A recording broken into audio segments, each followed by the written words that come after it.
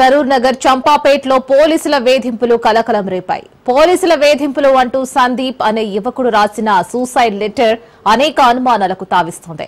Suicide note రాసి ఇంటి నుంచి సందీప్ వెళ్లిపోయాడు. ఏ పోలీసులు వేధించారు, ఎందుకు వేధించారు అనే వివరాలపై ఆరా తీయాలని కుటుంబ సభ్యులు సరూర్ నగర్ పిఎస్ లో ఫిర్యాదు చేశారు.